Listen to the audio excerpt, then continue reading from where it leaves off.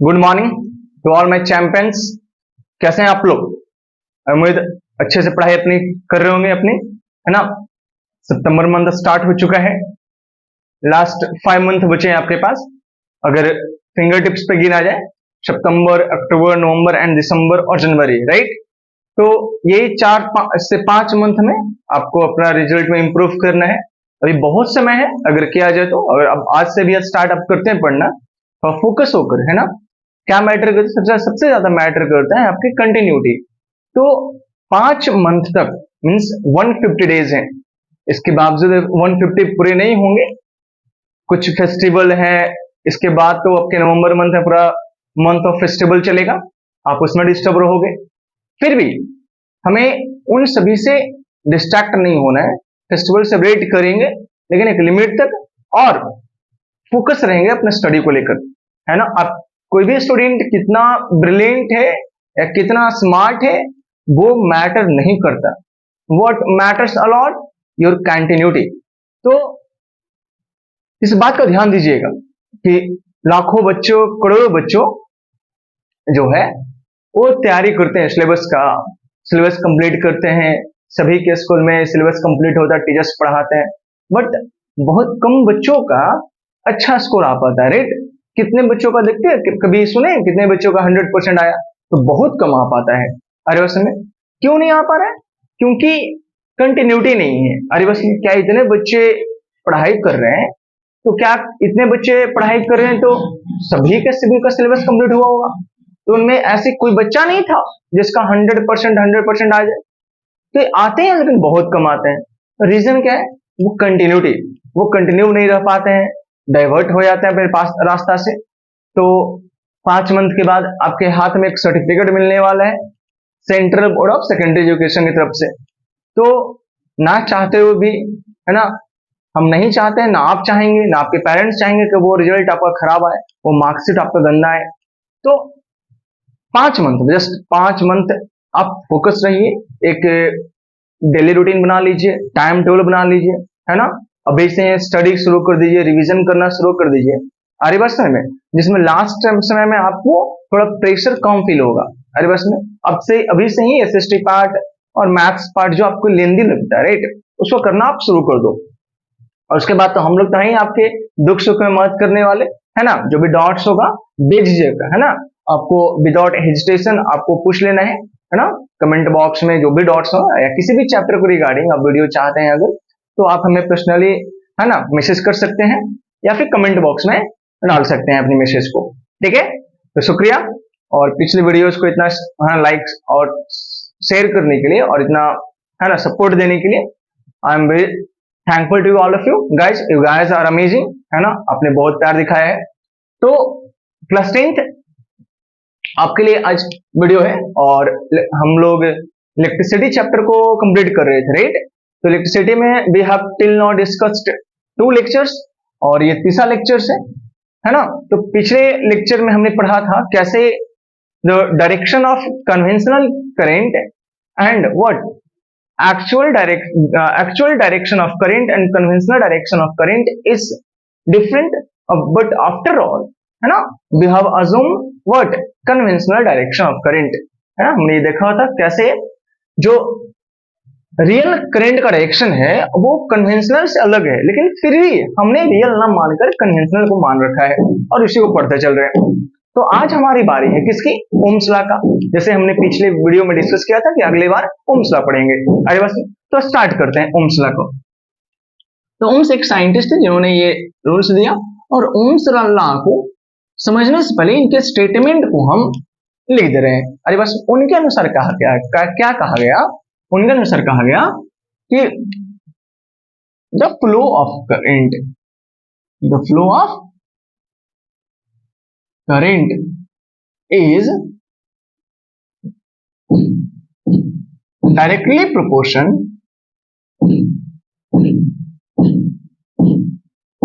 to potential difference। ये क्या है सर? ये बात को समझते हैं। अगर इनके स्टेटमेंट को अगर हम थोड़ा इक्वेशन बना कर सोचे, इक्वेशन के रूप में कन्वर्ट करना चाहें, तो कैसा होगा, कहा कि the rate of flow of current, मतलब फ्लो ऑफ करेंट मतलब आई, वो किसका डायरेक्टली प्रोपोर्शनल होगा, पोटेंशियल डिफरेंस को। इसको और भी लिख सकते हैं, आई प्रोपोर्शनल भी है, इसका मतलब भी प्रोपोर्शनल आई लिख सकते हैं। अरे बस में इन सभी को समझते हैं। अच्छा, जब जब प्रोपोर्शन आएगा तो क्या आएगा, कांस्टेंट आएगा, है ना। तो भी की जगह पे हमने प्रोपोर्शन हटा क्या लगा दिया, आर, जिसको हम आर को क्या बोला अपन, आर को बोला ओम्स कांस्टेंट,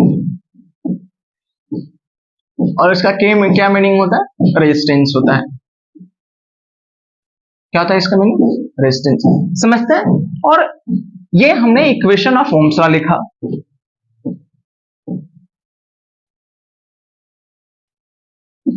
लेकिन ओम्स लॉ का ये स्टेटमेंट है, ये स्टेटमेंट्स में समझना क्या है, क्यों इस बात को बोले, तो समझते हैं। उनका कहना था कि जितना ज्यादा पोटेंशियल का डिफरेंस होगा, जितना ज्यादा पोटेंशियल का डिफरेंस होगा, उतना ही ज्यादा फ्लो ऑफ करंट करेगा। क्यों इस बात को बोला गया, इस बात को समझिए। अगर इस बात को हम पोटेंशियल ग्रुप में समझे, मतलब potential energy of particle group में समझे, तो हम अच्छे समझ में आएगा। मान लीजिए कि ये ग्राउंड है और ये पॉइंट, कोई पॉइंट ए है, ये कोई पॉइंट बी है, और ये कोई पॉइंट सी है। आ रही बात समझ में, ऐसे समझ लिए। तो ए बी सी तीन पॉइंट है जो कि अलग अलग पोजीशन पर रखा गया है विथ रिस्पेक्ट टू ग्राउंड। हम ग्राउंड से जितना ऊपर जाएंगे उसकी पोटेंशियल एनर्जी बढ़ेगी, मतलब ए की सबसे ज्यादा पोटेंशियल एनर्जी होगी। मान लेते हैं इसका पोटेंशियल एनर्जी 100 जूल होगा, या 100 वोल्ट मान लेंगे, जूल क्या माने, वोल्ट मानेंगे। वो ग्राउंड के रेस्पेक्ट में अपन बात कर रहे हैं, इसका 80 वोल्ट मान लेता है, और इसका कितना 40 वोल्ट मान लेते हैं। हमने इन सभी का एनर्जी उसी अनुसार माना है जिस अनुसार से हमने पॉइंट को रिप्रेजेंट कर रखा है। तो सबसे ऊपर में उसकी हाई एनर्जी, उसके नीचे कम, उसके नीचे कम। अरे बस, तो जब ए और बी में देखा जाए तो इनकी पोटेंशियल डिफरेंस कितनी होगी, ए और बी की, ए और बी के बीच की पोटेंशियल डिफरेंस 20 है, जबकि ए और सी की पोटेंशियल डिफरेंस कितनी हो जाएगी, 60 हो जाएगी। यहां 100, यहां 40, पोटेंशियल डिफरेंस 40 आ गया।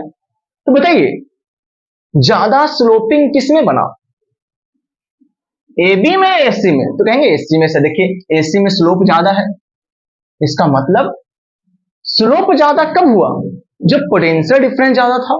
आ रही बात समझ में। तो जितना ज्यादा पोटेंशियल डिफरेंस होगा उतना ही ज्यादा स्लोप बनेगा। और अगर कोई चार्ज पार्टिकल को यहां रखिए या फिर कोई यहां रखिए, तो बताइए जिसमें ज्यादा स्लोप होगा उसमें चार्ज फास्ट फ्लो करेगा। ए बी में और एसी में क्या अंतर मिलेगा, तो कहेंगे सर ए बी में स्लोप कम है इसलिए चार्ज की रफ्तार कम होगी, और जबकि एसी में स्लोप ज्यादा है तो चार्ज की रफ्तार ज्यादा होगी। अच्छा, चार्ज की रफ्तार ज्यादा होगी इसका मतलब करंट की वैल्यू ज्यादा होगी, क्योंकि rate of flow of charge जिस रफ्तार से फ्लो कर रहा है उसी को हम करंट कह रहे हैं, आई बराबर क्यू बाई टी। आ रही बात समझ में। तो वही बोल रहे हैं कि सर जो फ्लो ऑफ करंट है वो डायरेक्टली प्रोपोर्शनल पोटेंशियल डिफरेंस क्यों बोला उन्होंने कहा सर देखिए जितना ज्यादा पोटेंशियल डिफरेंस होगा उतना ही ज्यादा स्लोप होगा, और जितना ज्यादा स्लोप होगा चार्ज उतना ही फास्ट फ्लो करेगा, और जितना फास्ट चार्ज फ्लो करेगा उतना ही अमाउंट ऑफ करंट होगा। आ रही बात समझ में। आप ऐसे देख लो ए बी पे और एसी पे कोई पार्टिकल रखो तो एसी का पार्टिकल बहुत तेज रफ्तार से भागेगा, क्योंकि स्लोप ज्यादा है, ढाल ज्यादा हो गया। आ रही बात समझ में। तो जितना ज्यादा पोटेंशियल डिफरेंस होगा स्लोपिंग उतना ही ज्यादा होगा, और जितना ज्यादा स्लोपिंग होगा चार्ज के लिए चलना और अच्छा होगा, उसकी स्पीड और बढ़ेगी, और स्पीड बढ़ेगी मतलब करंट की वैल्यू बढ़ेगी। इतनी बात समझ में आ गई। इस बात में क्यों बोला। अब जब जब प्रोपोर्शनल हटता है तो क्या आता है, एक कांस्टेंट आता। तो यहां प्रोपोर्शनल को हटाया, हमने आर रखा। ये आर हम कहां रखे, ओम्स के इक्वेशन में, इसलिए हम ओम्स कांस्टेंट बोला, जिसका आर का मतलब होता है रेजिस्टेंस। ये समझते हैं रेजिस्टेंस है क्या। तो पहली बात तो रेजिस्टेंस समझिए। सर रेजिस्टेंस क्या है, तो कहेंगे सर इट इज कांस्टेंट। हाँ बात सही है, it is constant for a given wire, किसके लिए कांस्टेंट है? कोई गिवन वायर के लिए, it is constant for a given wire. अच्छा, इसका काम क्या है? It opposes the flow of charge, और इसको आप करंट कह सकते हैं। चार्ज को रोकेगा मतलब करंट को रोकेगा, अपोज करेगा। और इसका जो ऐसा यूनिट होता है वो ओम होता है, जिसको हम इस प्रकार से देखेंगे। समझिए बात को, आप समझते हैं तो इस समझ में आ गया। पोटेंशियल डिफरेंस ज्यादा, स्लोपिंग ज्यादा तो चार्ज का रफ्तार ज्यादा, और चार्ज की रफ्तार ज्यादा तो करंट ज्यादा। मतलब पोटेंशियल डिफरेंस करंट पर डिपेंड किया जाएगा। ये भी मतलब पोटेंशियल डिफरेंस समझना, पोटेंशियल मत समझना। जब किसी एक पॉइंट की बात करेंगे तो हम पोटेंशियल समझेंगे, और जब करंट की बात कर रहे हैं तो करंट फ्लो ना करता है सर, तो करंट एक जगह फ्लो करेगा, एक से दूसरी जगह फ्लो करेगा, तो डिपेंड कितना करेगा? जितना ज्यादा ढाल रहेगा उतना ही तेज रफ्तार से भागेगा। मान लीजिए, समझिए, पानी है तो पानी को गिराएंगे तो जितना ज्यादा ढाल रहेगा पानी का रफ्तार ज्यादा होगा। ठीक उसी प्रकार से जितना ज्यादा ढाल होगा चार्ज की रफ्तार ज्यादा होगी, और चार्ज की रफ्तार ज्यादा होगी मतलब करंट की वैल्यू ज्यादा होगी। आ रही बात समझ में? अब हमने लिखवाया कि ये रेजिस्टेंस क्या है वो समझते हैं। अब इसको समझने के लिए समझिए कोई रास्ता है, जैसे मान लिया जाए सर कि आपने बताया कि ठीक है ए से सी जो चार्ज है वो जा रहा है, ए से सी क्या जा रहा है? चार्ज पार्टिकल जा रहा है। तो बताओ, जब ए से सी चार्ज पार्टिकल जाएगा तो सिर्फ ढाल पर डिपेंड करेगा? नहीं सर, उस रास्ता पे भी बताओ, इस रास्ता में फ्रिक्शन होगा कि नहीं होगा? तो फ्रिक्शन होगा। आ रही बात समझ में? मतलब कहना है कि जितना एनर्जी यहां पे होगा उतना एनर्जी यहां पे मिलेगा? नहीं सर। क्यों नहीं मिलेगा? तो सर कुछ फ्रिक्शन है सर। फ्रिक्शन का मतलब वहां रगड़ाहट होगा, जब पार्टिकल चलेगा तो पार्टिकल के साथ एक फ्रिक्शन मिलेगा, जो कौन क्या करेगा? उसकी एनर्जी को खाएगा। ठीक उसी प्रकार से जब कोई भी चार्ज पार्टिकल किसी वायर में फ्लो करता है, किसी वायर मूव करता है, तो उसे भी इसी तरह का फ्रिक्शन देखने को मिलता है। तो वायर को फ्रिक्शन को हम रेजिस्टेंस कह रहे हैं। आ रही बात समझ में? अरे क्या कह रहे हैं? रेजिस्टेंस कह रहे हैं। मतलब ये आपको समझना है फ्रिक्शन के रूप में। जितना ज्यादा फ्रिक्शन होगा उतना ही ज्यादा वो वोल्टेज खाएगा। मतलब देखिए यहां ध्यान से, अगर आई को कांस्टेंट माने तो जितना ज्यादा रेजिस्टेंस की वैल्यू बढ़ेगी वोल्टेज उतना ही खाएगा। कौन? फ्रिक्शन। रेजिस्टेंस खाएगा वोल्टेज। आ रही बात समझ में? तो रेजिस्टेंस का मतलब क्या समझना? एज ए फ्रिक्शन समझना है कि किसी भी रोड पे जब पार्टिकल फ्लो करता है, पार्टिकल चलता है, तो उसके लिए फ्रिक्शन काम क्या करता है? अपोज करता है। ठीक उसी प्रकार से जब भी कोई चार्ज पार्टिकल किसी वायर में फ्लो करेगा तो रेजिस्टेंस क्या करेगा? उसको रोकने का काम करेगा, उसको अपोज करने का काम करेगा। रोकने का नहीं, किसका? अपोज करने का काम करेगा। जैसे फ्रिक्शन क्या करता है? फ्रिक्शन हमारी मूवमेंट को क्या करता है? अपोज कर रहा है, और जब अपोज करता है तो उसमें हमारी एनर्जी लॉस होती है और हीट निकलता है। ठीक उसी प्रकार से जब कोई भी चार्ज पार्टिकल आगे बढ़ेगा तो उसे फ्रिक्शन मिलेगा, मतलब रेजिस्टेंस मिलेगा, और ये रेजिस्टेंस क्या करेगा? इसके एनर्जी को कंज्यूम करेगा। आ रही बात समझ में? और इसलिए हम लिखवाया कि रेजिस्टेंस की वैल्यू जो कांस्टेंट है, रेजिस्टेंस कांस्टेंट है, मतलब ये वायर पे नहीं, ये वायर पे डिपेंड करेगा। मतलब कि इस वैल्यू कितनी रेजिस्टेंस की वैल्यू, मतलब हर एक वायर की एक अपनी अपनी रेजिस्टेंस है। जैसे हर एक रोड का एक अपना अपना रेजिस्टेंस है, हर रोड में एक अपना अपना फ्रिक्शन है। आ रही बात समझ में? तो ये बात समझ में आ रही है क्या कि ये तो समझ में आनी चाहिए। तो रेजिस्टेंस को हम क्या बोला? आर बोला, जिसको हम कांस्टेंट बोल रहे हैं। मतलब कोई भी एक वायर दे रखा है, उस वायर का रेजिस्टेंस फिक्स होता है क्योंकि ये कांस्टेंट है। अब इसका काम क्या है? ये अपोज करता है। किसको अपोज करेगा? तो फ्लो ऑफ चार्ज को। फ्रिक्शन क्या करता है? फ्लो ऑफ मोशन को रोकता है। ठीक उसी प्रकार से ये किसके मोशन को रोकेगा? तो चार्ज के मोशन को रोकेगा, अपोज करेगा। आ रही बात समझ में? आ रही? इसका एसआई यूनिट क्या है? ओम है। इतना क्लियर? चलिए अब आगे समझते हैं। तो जैसे रोड पे फ्रिक्शन होता है उसी तरह से वायर में क्या समझना है? रेजिस्टेंस समझना है। अब एक रेजिस्टर होता है, क्या होता है? रेजिस्टर। रेजिस्टर कहते हैं किसको? जिसके पास रेजिस्टेंस की क्वालिटी हो, मतलब जिसके पास फ्रिक्शन की क्वालिटी रहती है, इसको फ्रिक्शनल सरफेस बोलते हैं आप। अरे ठीक उसी प्रकार से जिसके पास रेजिस्टेंस होगा उसको हम रेजिस्टर बोलेंगे, मतलब है ना। रेजिस्टर अ डिवाइस हैविंग क्या? रेजिस्टेंस। अरे में जिसके पास रेजिस्टेंस होगा उसको, उस डिवाइस को हम क्या कहेंगे? रेजिस्टर। मतलब रेजिस्टर में क्या होगा? फ्रिक्शन होगा। मतलब एक ऐसी डिवाइस है जो दिखाएगा आपको इसमें रेजिस्टेंस है, मतलब इसमें फ्रिक्शन है, मतलब एनर्जी आपकी कम होगी। इसको रिप्रेजेंट कैसे करते हैं? इट इज रिप्रेजेंटेड एज,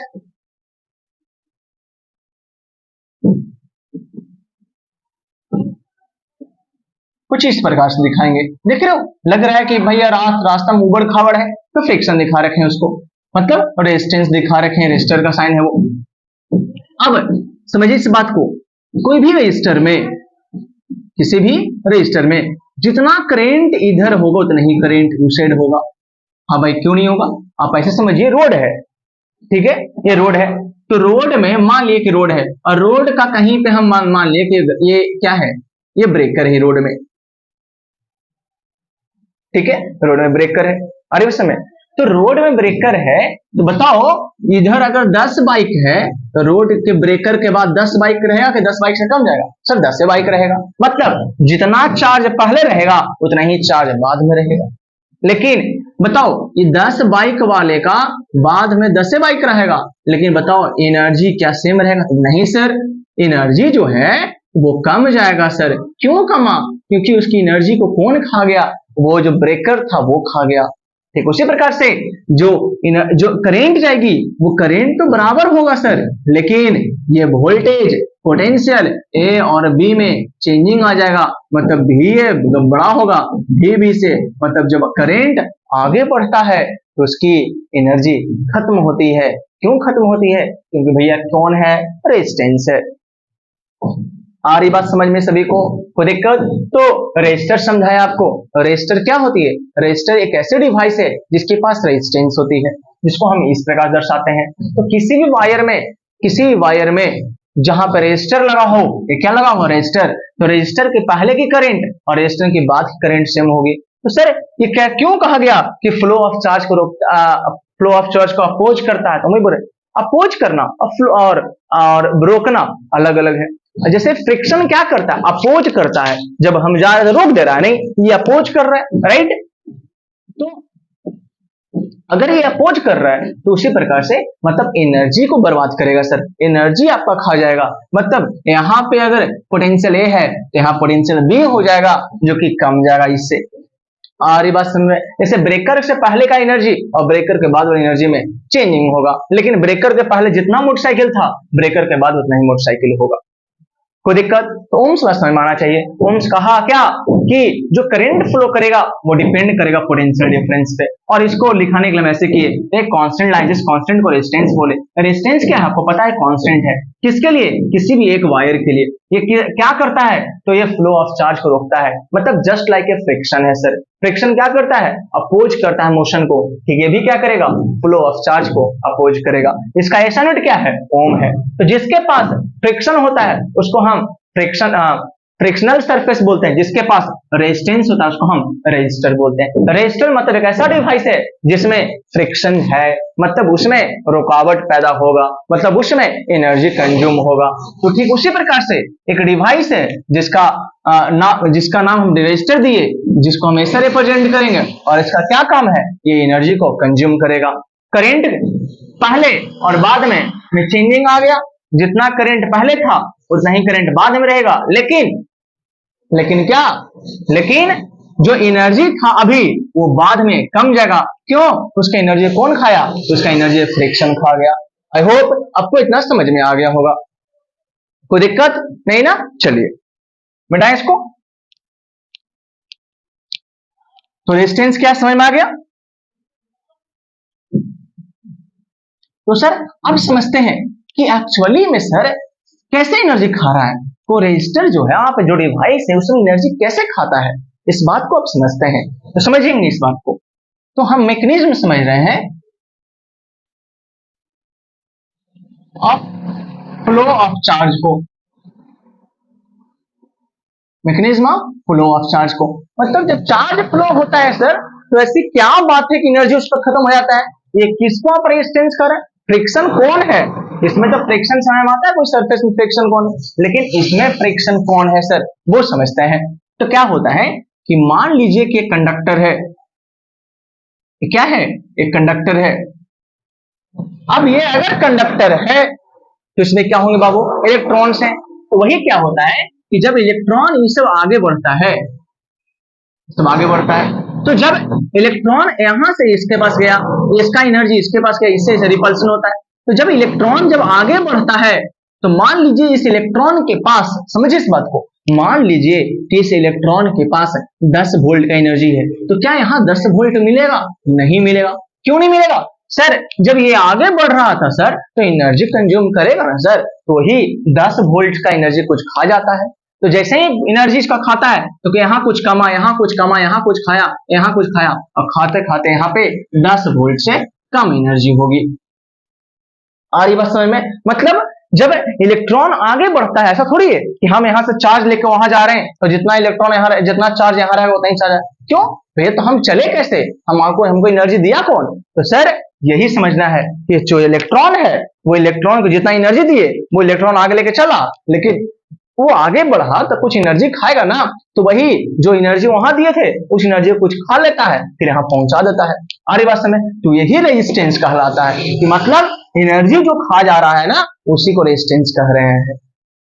अरे बात समझ? मतलब जब करंट फ्लो करता है तो उसमें एनर्जी उसका खाता है। कौन खा रहा है? तो वही इलेक्ट्रॉन खा रहा है, तो इसी को हम कह रहे हैं कि रेजिस्टेंस है ये। अरे बात समझ में? तो और समझिए इसका मतलब, अब इसका मतलब समझिए कि क्या होता है। इसका मतलब हमको समझना है कि रेजिस्टेंस जो है किन चीजों पर डिपेंड करेगा। तो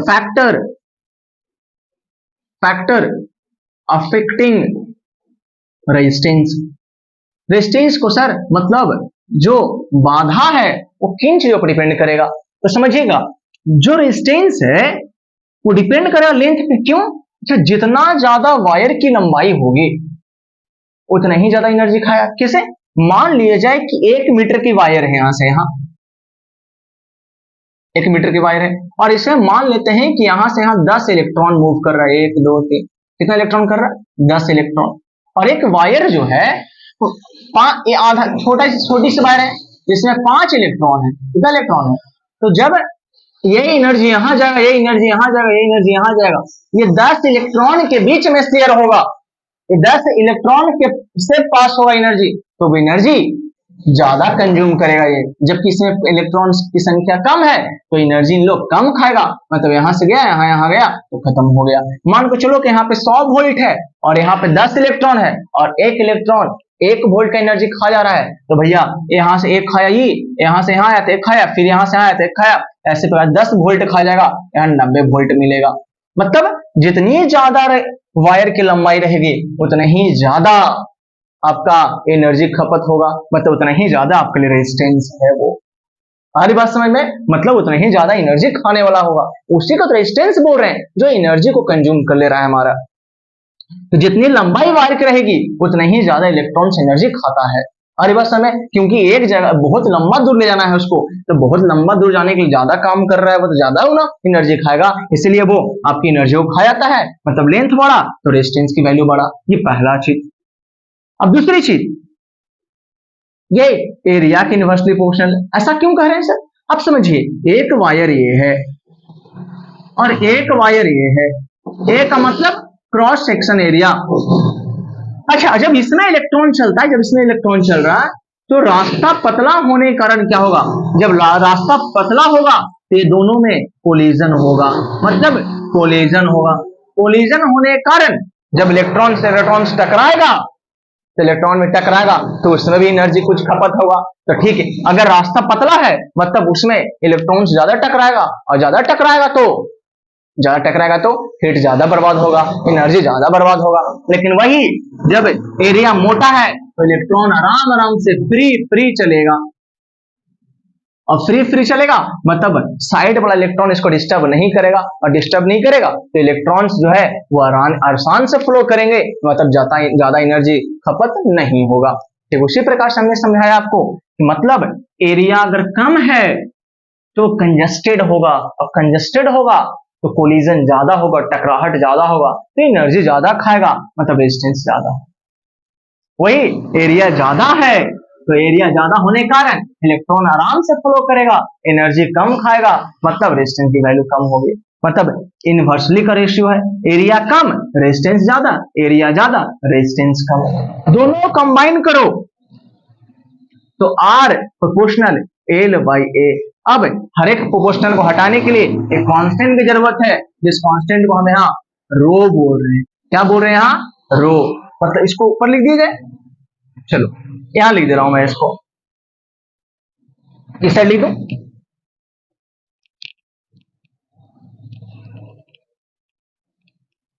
तो क्या लिखना है यहाँ पे समझ लीजिए, तो आर बराबर रो एल बाई ए, ये रेजिस्टेंस जहां एल मतलब length of conductor, length of conductor, और ए मतलब एरिया ऑफ क्रॉस सेक्शन, और रो मतलब रेजिस्टिविटी बोलते हैं इसको। क्या बोलते हैं? रेजिस्टिविटी। रेजिस्टिविटी इसको हम रो बोलते हैं। क्या बोलते हैं? रो। सर ये समझाइए अब रो क्या है सर? तो समझ में आया? एक चीज बता रहे थे पहले, जो रेजिस्टेंस जो है वो वायर पे डिपेंड करता है। क्यों? वायर का लेंथ कैसा है? अगर वायर का लेंथ कम रहेगा, वायर का लेंथ है कम रहेगा तो रेजिस्टेंस कम होगा। आई बात समझ में? वायर का अगर एरिया मोटा वायर है तो उसका रेजिस्टेंस कम होगा। आई बस में? मोटा वायर मतलब एरिया ज्यादा, एरिया ज्यादा मतलब कोलिजन कम, मतलब एनर्जी कम खपत होगा, मतलब रेजिस्टेंस की वैल्यू कम है। लेकिन एरिया कम तो कोलिजन ज्यादा, और कोलिजन ज्यादा तो रेजिस्टेंस ज्यादा, एनर्जी ज्यादा खपत होगा। इसलिए हम बोले रेजिस्टेंस जो किस पे डिपेंड करता है? एक गिवन वायर पे। जितना लंबाई वायर का होगा उतना ही ज्यादा रेजिस्टेंस होगा, जितना मोटा वायर होगा उतना ही एरिया तो बड़ा होगा और रेजिस्टेंस कम होगा। तो रेजिस्टिविटी क्या कहते हैं सर? तो ये कांस्टेंट है, इट इज कांस्टेंट किसके लिए? For given material wire of a conductor और वायर। मतलब ये समझिए इस बात को कि पहले जो इलेक्ट्रॉन जहां तहां मूव कर रहा है, इधर उधर उधर मूव कर रहा है, जहां तहां मूव कर रहा है, आपको पता है ऐसे से मूव करता है, जिस कारण से इसका एवरेज वेलोसिटी क्या था? 0 मान रखे थे। कुछ डिस्टर्बेंस चल रहा हो इसके लिए सॉरी, कुछ काम लगा हुआ है बगल साइड में, इसलिए आवाज आ रहा है ऐसे। तो एवरेज वेलोसिटी 0 हो गई। लेकिन होता क्या है, जैसे ही इसके पास एक इलेक्ट्रॉन बाहर आता है, वह बाहर से इलेक्ट्रॉन आया तो बाहर आने के कारण ये सभी इलेक्ट्रॉन आपस में सब आगे फ्लो करने लगा। इसी वेलोसिटी को तो ड्रिफ्ट वेलोसिटी बताए थे, चैप्टर लेक्चर 1 में देख लीजिएगा इसको। तो जैसे इलेक्ट्रॉन आता है तो इस इलेक्ट्रॉन्स के बीच में टकराहट भी तो होगा, नहीं टकराएगा? जब भैया जैसे तैसे घूम रहा था, जो जहां तहां घूम रहा था, लेकिन जैसे ये इलेक्ट्रॉन आएगा तो इलेक्ट्रॉन फोर्स लगाएगा, और सही फोर्स लगाएगा तो इलेक्ट्रॉन्स आपस में टकराने लगते हैं। तो जब टकराएंगे तो एनर्जी उसमें भी कंज्यूम होगा। अरे बस में मतलब जिस मटेरियल वायर में या जिस मटेरियल ऑफ कंडक्टर का, मान लीजिए कि कोई कंडक्टर किसी मटेरियल का है, आई बस में, तो वो रेजिस्टिविटी, वो इलेक्ट्रॉन एनर्जी कितना खाएगा वो डिपेंड करेगा कि मटेरियल में इलेक्ट्रॉन्स का, एटम्स का अरेंजमेंट किस प्रकार से है। जिस वायर में, जिस मटेरियल में इलेक्ट्रॉन्स एनर्जी ज्यादा खपत कर रहा है टकराने के बाद, उसमें एनर्जी ज्यादा खपत होगा, मतलब रेजिस्टिविटी ज्यादा होगा, और रेजिस्टिविटी ज्यादा होगा तो रेजिस्टेंस ज्यादा होगा। आ रही बात समझ में? रेजिस्टेंस और रेजिस्टिविटी में क्या फर्क है? रेजिस्टेंस क्या है? रेजिस्टेंस कौन बताए? जब इलेक्ट्रॉन्स यहां से यहां लेके जा रहा है एनर्जी को, तो एनर्जी को ले जाने में कुछ इलेक्ट्रॉन्स एनर्जी खाता है। अरे बस में वही एनर्जी जो खा रहा है उसको हम रेजिस्टेंस बोल रहे हैं। अरे बस में एनर्जी खा जा रहा है, ठीक। अब रेजिस्टिविटी कैसे कहेंगे? तो एनर्जी कितना खाएगा, ठीक है, यहां से यहां गया एनर्जी खाएगा, उसको हम रेजिस्टेंस बोल रहे हैं। अब वो एनर्जी कितना खाएगा वो डिपेंड करेगा कि उस इलेक्ट्रॉन का अरेंजमेंट कैसा है, उस एटम्स का अरेंजमेंट कैसा है। अगर इलेक्ट्रॉन से ज्यादा एनर्जी खा रहा है, वो ज्यादा एनर्जी खा रहा है, इसका मतलब तो उसकी रेजिस्टिविटी ज्यादा है। हो सकता है कि सर दो वायर ले लें एग्जाम्पल के तौर पे समझ लो, एक कॉपर वायर लिए तो कॉपर वायर दिखा दिए, और एक सिल्वर वायर लिए, सिल्वर वायर हमें दिखा दिए। तो समझिए, कॉपर वायर जब इलेक्ट्रॉन से इलेक्ट्रॉन जब आपस में कोलाइड करते हैं तो कोलिजन में मान मान लीजिए कि ये 2 जूल एनर्जी खपत करता है, जबकि सिल्वर वाला जब इलेक्ट्रॉन इलेक्ट्रॉन कोलिजन करेगा तो 1 ही जूल खाएगा। मतलब सिल्वर में इलेक्ट्रॉन्स कोलिजन के समय ज्यादा एनर्जी नहीं खाता है, जब मूव करेगा तो ज्यादा एनर्जी नहीं खाएगा, जबकि कॉपर सिल्वर कंपेयर में ज्यादा एनर्जी खाएगा। आ रही बात समझ? तो जब इलेक्ट्रॉन से मूव करता है बाबू तो एनर्जी खाता है, और वही जो एनर्जी खा रहा है उसको रेजिस्टेंस कहते हैं, और एनर्जी कितनी खाएगी उसको हम रेजिस्टिविटी कहते हैं। मतलब वो डिपेंड किस पे करेगा, वो डिपेंड करेगा रेजिस्टिविटी के मटेरियल कैसा है। अरे बस मटेरियल किसका है, अगर सिल्वर वायर होगा तो सिल्वर वायर में इलेक्ट्रॉन्स ज्यादा एनर्जी नहीं खाते हैं, ज्यादा कोलिजन करेंगे तो ज्यादा एनर्जी नहीं खाएंगे, तो इसलिए उसका रेजिस्टिविटी कम होगा, और रेजिस्टिविटी कम होगा तो रेजिस्टेंस की वैल्यू कम हो जाएगी। लेकिन कॉपर में बात करो या फिर एल्युमिनियम में बात करो, कॉपर की तुलना में इन लोग का इलेक्ट्रॉन्स जो है ज्यादा एनर्जी खाता है, तो ज्यादा एनर्जी खाएगा मतलब रेजिस्टिविटी ज्यादा हो जाएगा, और रेजिस्टिविटी ज्यादा होगा तो रेजिस्टेंस की वैल्यू ज्यादा हो जाएगी। अरे मतलब रेजिस्टिविटी है, इसको लेंथ से मतलब नहीं है, इसको इससे मतलब है कि कोई भी मटेरियल में इलेक्ट्रॉन्स एनर्जी कितना खा रहा है। आ रही बात समझ में? नहीं आ रही है? कोई दिक्कत? तो ये समझेंगे रेजिस्टिविटी और ये रेजिस्टेंस हुआ। अच्छा, इसका ऐसा यूनिट क्या होता है? इट्स ऐसा unit is ohm into metre. Ohm into metre मतलब ओम मीटर। इस बात को समझ लेते हैं कैसे आया सर।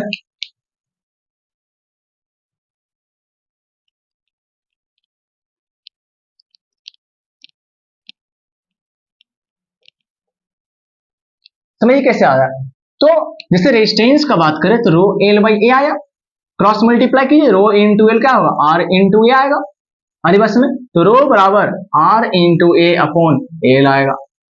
तो रो का जो ऐसा यूनिट होगा, इसका ऐसा यूनिट ओम, और इसका मीटर स्क्वायर, और इसका मीटर, मतलब ये क्या हो गया, ओम इंटू मीटर हो गया। अरे बस में अच्छा, ये डिपेंड किस पे करता है, रो किस पे डिपेंड करता है, rho depend on temperature of wire, temperature of conductor. ऐसा क्यों, इस बात को समझते हैं आप। कोई भी इलेक्ट्रॉन से कितना एनर्जी खाएगा वो डिपेंड करेगा उसका टेम्परेचर पे। कैसे समझिएगा, मान लीजिए कंडक्टर है, तो कंडक्टर में सब इलेक्ट्रॉन ऐसे ऐसे मान लो एटम्स है, ऐसे मैं एटम दिखा रखा हूँ, ये एटम्स दिखा रहा हूँ, ये एटम्स दिखा रखा हूँ, ये एटम्स दिखा रहा हूँ। ये एटम्स का लास्ट ऑर्बिट, इसका और ऑर्बिट होगा, इसका और ऑर्बिट होगा, इसमें और ऑर्बिट होगा, इसमें भी और ऑर्बिट है, इसमें भी और ऑर्बिट है, इसमें भी इलेक्ट्रॉन। तो जो लास्ट ऑर्बिट का इलेक्ट्रॉन है वही ना मूव करता है आगे। बताओ, लास्ट ऑर्बिट का इलेक्ट्रॉन मूव करता है, तो इलेक्ट्रॉन जहां तहां मूव कर रहा था, जैसे ही इसके पास इलेक्ट्रॉन आया तो ये रिपल्सन शो करेगा, और सभी के पास ड्रिफ्ट वेलोसिटी गेन हो जाएगा, और सभी जो इलेक्ट्रॉन है वो एक साथ फ्लो करना चले जाएगा।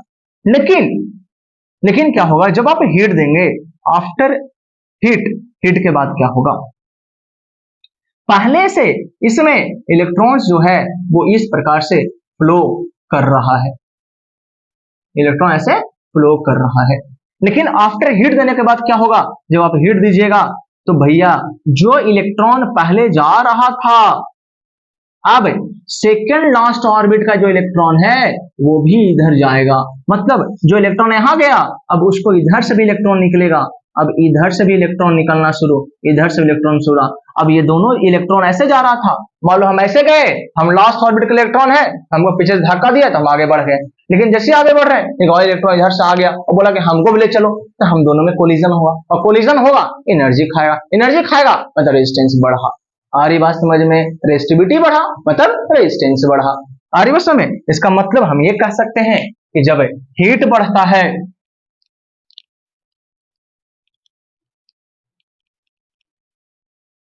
तो जब हीट बढ़ेगा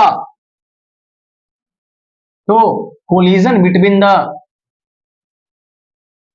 इलेक्ट्रॉन्स इंक्रीज करेगा, और कोलिजन बढ़ेगा तो एनर्जी कंजप्शन बढ़ जाएगा।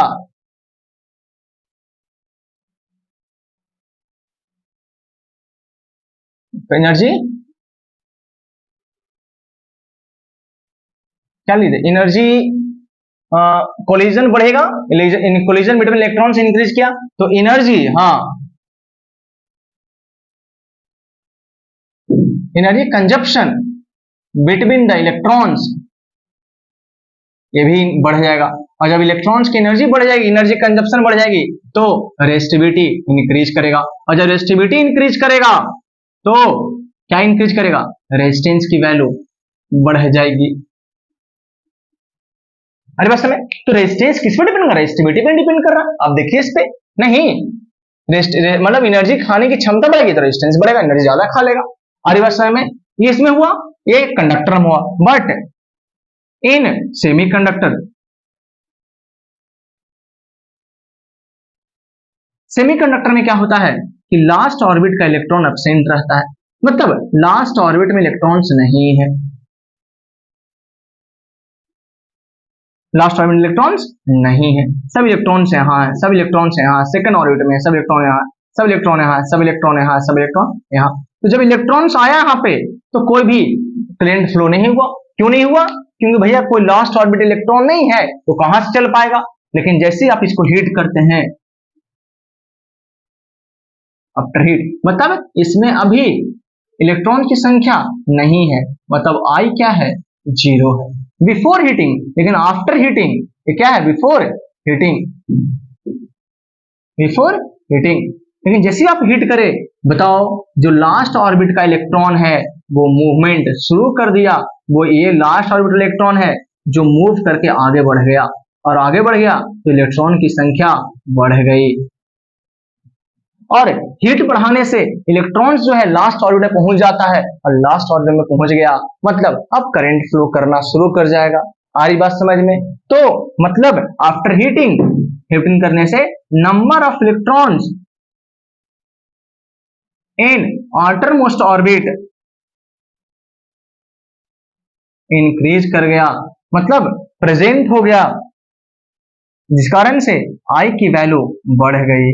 इसका मतलब कंडक्टर में और सेमीकंडक्टर में अपोजिट है। हाँ सर, क्यों, क्योंकि कंडक्टर में ऑलरेडी इलेक्ट्रॉन्स होते हैं, पहले से प्रेजेंट रहते हैं लास्ट ऑर्बिट में, तो जिसको अब और हीट दे दीजिएगा तो और इलेक्ट्रॉन्स आ जाएगा, मतलब क्राउडिंग बढ़ जाएगा, और क्राउडिंग बढ़ेगा तो कोलिजन बढ़ेगा, और कोलिजन बढ़ेगा तो एनर्जी कंजप्शन बढ़ जाएगा, और एनर्जी कंजप्शन बढ़ा मतलब रेजिस्टिविटी, उसी को तो बोले रेजिस्टिविटी बढ़ गया, और रेजिस्टिविटी बढ़ा मतलब रेजिस्टेंस बढ़ गया, कोई दिक्कत।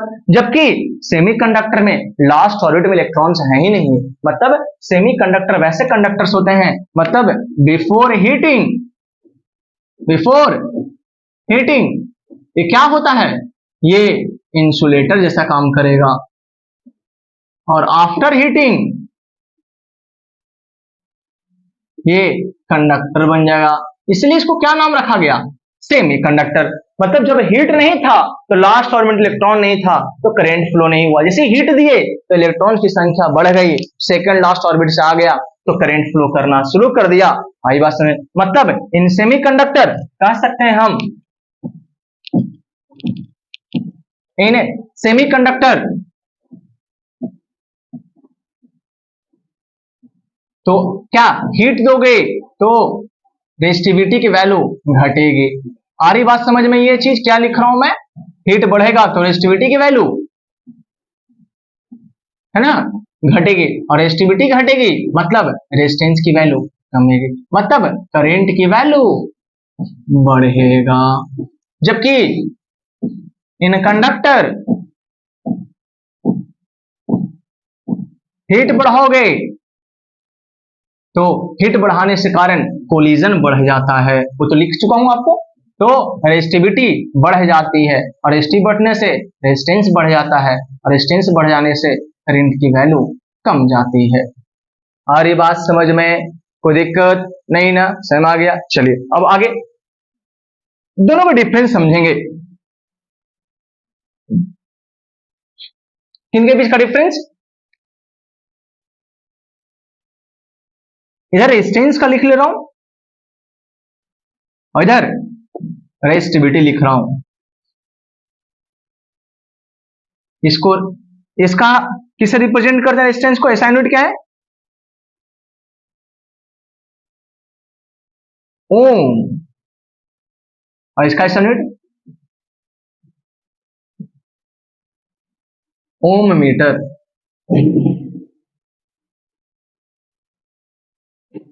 उसके बाद ये किस पे डिपेंड करता है? इट डिपेंड ऑन वायर, मतलब लेंथ पे और एरिया पे एंड रेजिस्टिविटी पे। ये आगे लिख लें। और it does not depend on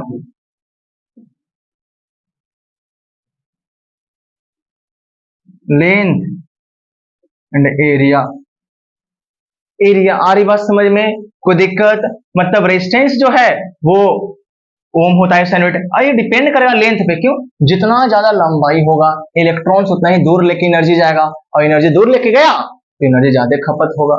और जितना ज्यादा एरिया कम रहेगा कोलिजन बढ़ेगा, मतलब कोलिजन बढ़ा मतलब फिर एनर्जी ज्यादा खाएगा। ये हो गया रेजिस्टेंस। रेजिस्टिविटी, जब इलेक्ट्रॉन्स आगे बढ़ता है तो कोलिजन करता है, मतलब जब इलेक्ट्रॉन्स आगे बढ़ रहा है, ठीक इसमें बताया कि आगे बढ़ रहा तो एनर्जी खाता है, वो कितना एनर्जी खाएगा उसी का प्रॉपर्टी, उसी को नेचर को दिखाता है रेजिस्टिविटी।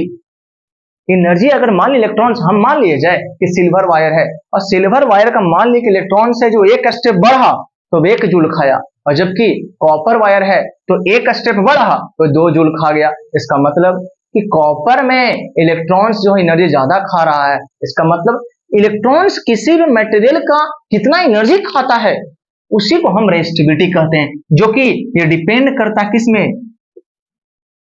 ये डिपेंड ऑन मटेरियल पे। किसमें डिपेंड करता है? मटेरियल पे। आ रही बात समझ में? तो रेजिस्टेंस जो है वो डिपेंड करता है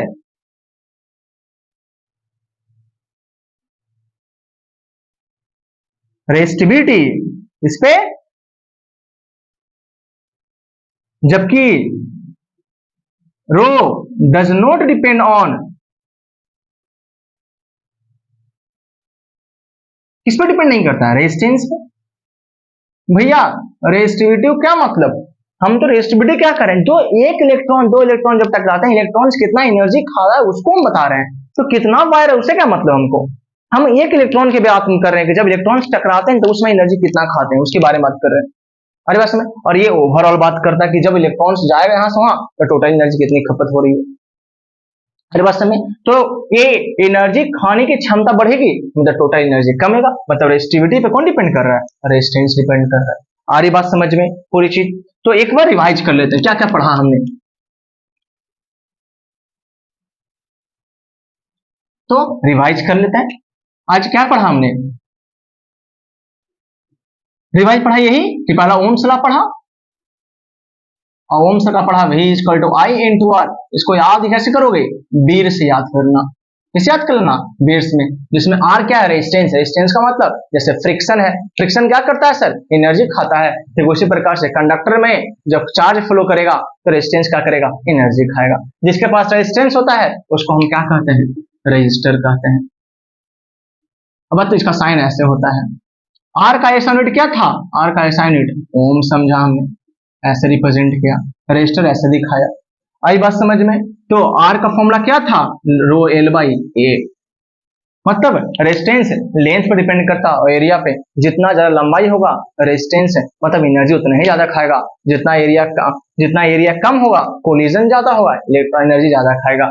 रेजिस्टिविटी एनर्जी कितना खाता है वो डिपेंड करवाता है। मतलब जब इलेक्ट्रॉन्स टकराते हैं तो एनर्जी कितना खा रहा है इस बात का उसको बताता है कौन? रेजिस्टिविटी बताता है। मतलब ये मटेरियल पर डिपेंड करता है।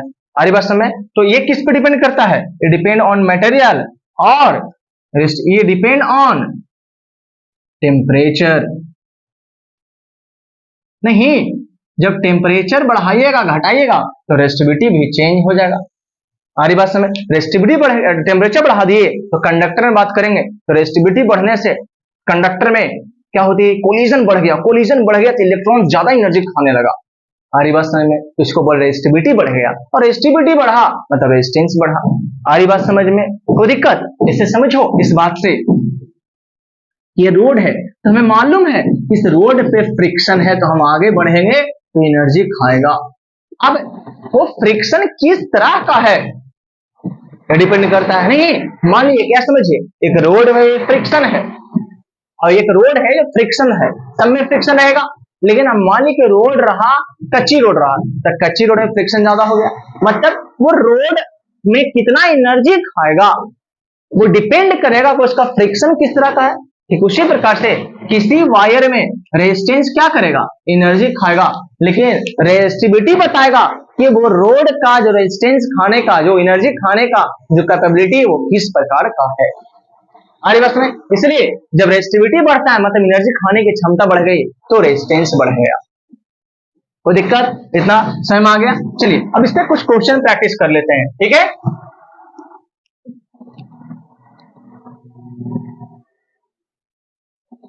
फिर हमने कंडक्टर पढ़ा और सेमीकंडक्टर पढ़ा, और इंसुलेटर पे टेम्परेचर बढ़ाने से कोई फर्क नहीं पड़ता है। अब चाहे तो उसमें लिख लीजिएगा, इलेक्ट्रॉन्स का एक इलेक्ट्रॉन्स प्रेजेंट ही नहीं होता उसमें, कितना हीट दीजिए उसमें इलेक्ट्रॉन की संख्या नहीं बढ़ेगी, मतलब रेजिस्टेंस उस पर कोई फर्क ही नहीं पड़ेगा। आई बात समझ में?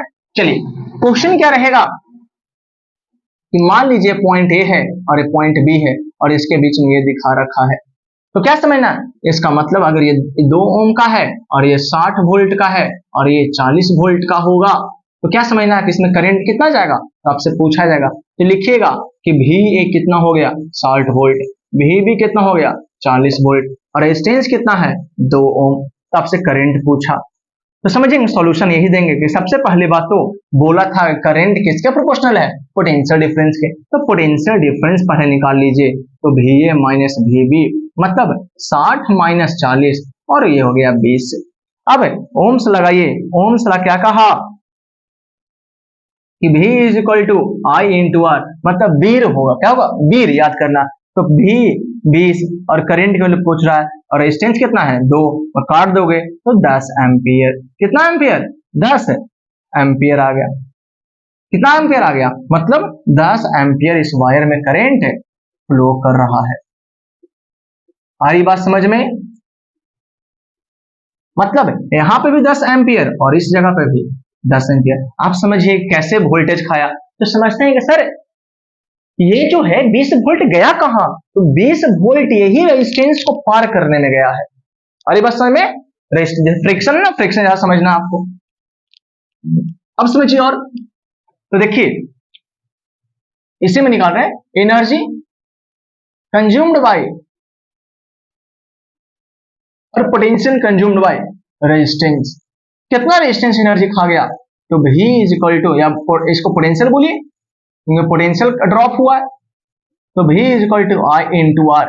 देखो करंट कितना गया, तो 10, इसका वैल्यू कितना है 2, मतलब 20 वोल्ट एनर्जी ये खा जाएगा।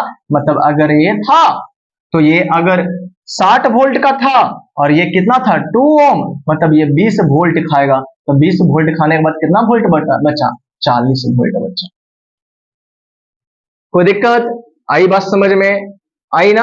वैसे भी क्यों घटा, क्योंकि भैया हाई टू लो फ्लो करता, रेजिस्टेंस का काम है, यही काम है कि पोटेंशियल कम करता है, एनर्जी खा जाता है। आई बात समझ में? तो आज हमने पूरे के पूरे ओम्स लॉ को समझा अच्छी तरह से, और ओम्स लॉ से और भी क्वेश्चंस बनेंगे। जैसे मान लीजिए क्वेश्चन कैसा होगा कि अगर मान लीजिए कि पोटेंशियल ऑफ पॉइंट ए अगर 100 वोल्ट दे दिया और resistance between A and B दे दिया 10 ओम, और करंट की वैल्यू दे दी है 5 ओम। कितना ओम? 5 ओम, या भी मान लेते हैं 4 ओम। कितना ओम?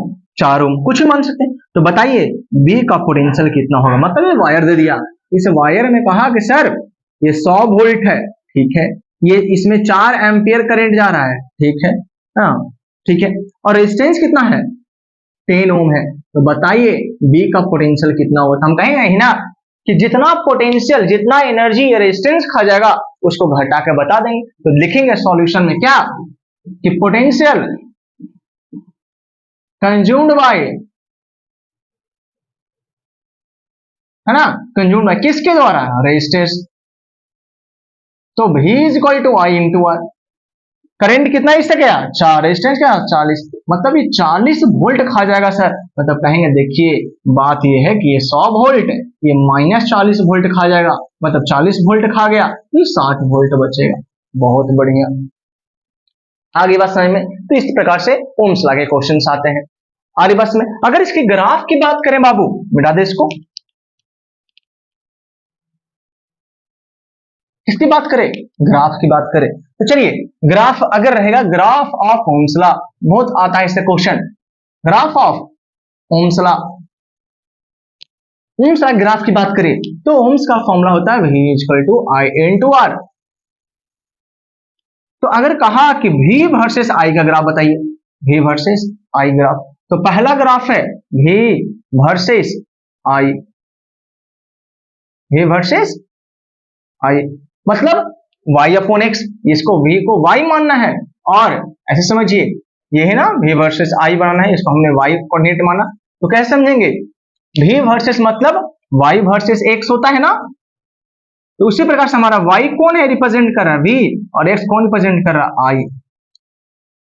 तो ग्राफ निकालने के लिए पहले हमें स्लोप निकालना होगा, क्या निकालना होगा, स्लोप। तो स्लोप होता है, स्लोप बराबर होता है, ग्राफ निकालने के क्या चाहिए, स्लोप, और स्लोप की फॉर्मूला होता है y upon x tan theta perpendicular base. तो स्लोप निकालिए, तो y कौन है, v, और x कौन है, I। अच्छा v बाई आई क्या होगा, तो ये तो v बाई आर जो है सर, ये तो r हो गया, मतलब स्लोप जो है वो रेजिस्टेंस, और ये क्या है, ये कांस्टेंट है।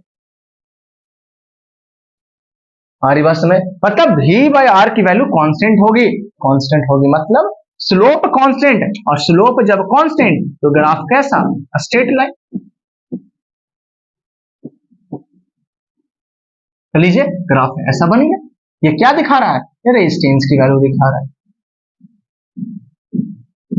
कोई दिक्कत, अब और समझिए थोड़ा, ये कैसा किया हमने, इसको बोला V वर्सेस I, तो होता है y वर्सेस V x, तो V की जगह हम y माना, I की जगह x माना, तो y हमारा V रिप्रेजेंट कर रहा है और x को हमारा I रिप्रेजेंट कर रहा है। ग्राफ बनाने के लिए क्या चाहिए, स्लोप चाहिए, तब ना पता चला कितना कैसा ग्राफ बनाया, कितना एंगल रहेगा, तो उसके लिए स्लोप निकाला।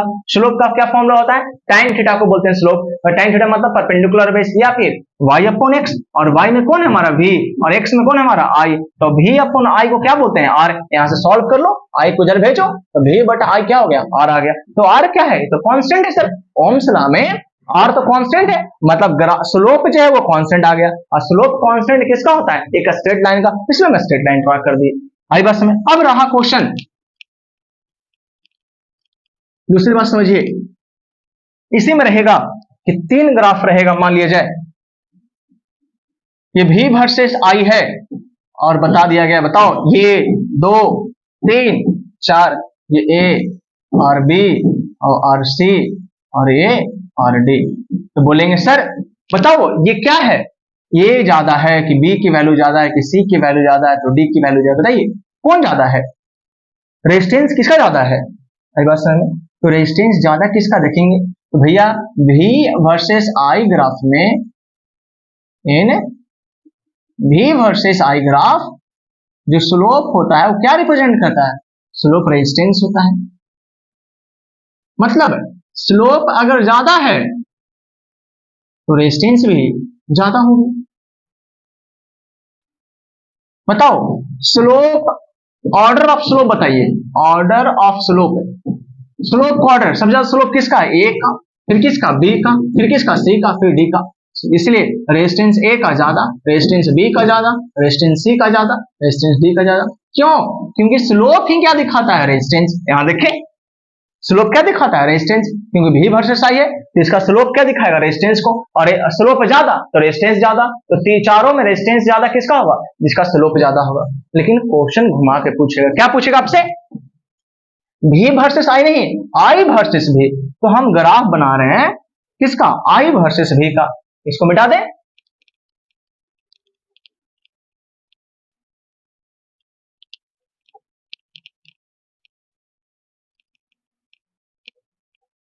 जो ग्राफ पूछा था वो I वर्सेस पूछेगा। दूसरा ग्राफ हम पढ़ रहे हैं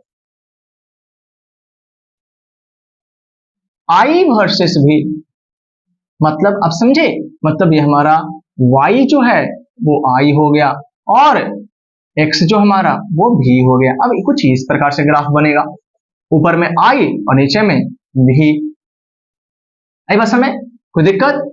तो समझते हैं कैसे बनेगा। तो सर स्लोप निकालिए आप पहले, ग्राफ निकालने, और स्लोप क्या होता है y अपॉन एक्स, और y कौन है हमारा सर i, और x कौन हमारा v, तो i अपॉन v कौन होता है, i अपॉन v कौन होगा, है ना। इसको ऐसा लिख लेते हैं, स्लोप होता है y अपॉन एक्स और होगा i अपॉन v, मतलब स्लोप i अपॉन v। और स्लोप i अपॉन v को क्या लिखेंगे, ये होगा 1 अपॉन r। कैसे, देखो ध्यान से, v इक्वल टू क्या होता है i इंटू r होता है। तो i अपॉन v कैसे निकलेगा बताइए, इसको हम r इसको इधर भेज देते हैं तो इंटू r है, तो r को इधर लाएंगे तो ये i अपॉन v होगा। देखो क्रॉस मल्टीप्लाई करो, v इंटू वन और i इंटू r हो गया, मतलब i अपॉन v क्या था 1 अपॉन r देता है। आई बात समझ में, इसको निकाल सकते हैं कि v equal to i into r, और इसी प्रकार से i upon v is equal to 1 upon r। अब उल्टा हो गया, मतलब ये जो स्लोप होगा वो 1 अपॉन r होगा, लेकिन फिर भी r तो कांस्टेंट है, तो 1 अपॉन r भी कांस्टेंट होगा, और मतलब स्लोप क्या हो गया कांस्टेंट, और जब स्लोप कांस्टेंट तो ग्राफ कैसा स्ट्रेट लाइन, तो बनाइए स्ट्रेट लाइन, लेकिन उल्टा होगा, आप समझिएगा। कैसे समझते हैं, अब 4 को ग्राफ होगा, इसमें एक ही बनाते हैं उसके बाद अलग अलग कर लेंगे। तो ये जो ग्राफ है वो क्या देगा, ये 1 अपॉन r देगा, ये क्या देगा 1 अपॉन r। तो आपसे पूछेगा दो बात, पहली बात slope of v versus i gives, मतलब v वर्सेस i मतलब v अपॉन i, ये क्या देता है r होता है ना, तो ये gives r। Slope of i versus v gives 1 by r, मतलब ये 1 बाई r की वैल्यू हो गई इसमें। अब अगर ऐसी रहा क्वेश्चन इस प्रकार से, ये क्या है i है और इसको अपन v कर दिया, तो बताओ अब रेजिस्टेंस का ऑर्डर क्या होगा,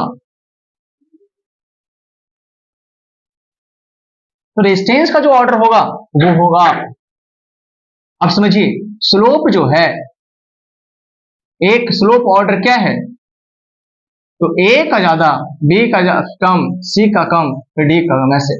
तो स्लोप का मतलब, स्लोप कौन होता है, स्लोप का ये ऑर्डर है, और स्लोप होता है कौन, स्लोप होता है 1 बाई r। अरे बस में इसका मतलब तो उल्टा ना हो जाएगा, दिख रहे 1 बाई r होता है, मतलब समझिए कि 1 अपॉन r a स्लोप ही होता है, ये ज्यादा होगा 1 अपॉन r b से, ये ज्यादा होगा 1 अपॉन r c से और अपॉन r d से, मतलब रेजिस्टेंस का ऑर्डर क्या होगा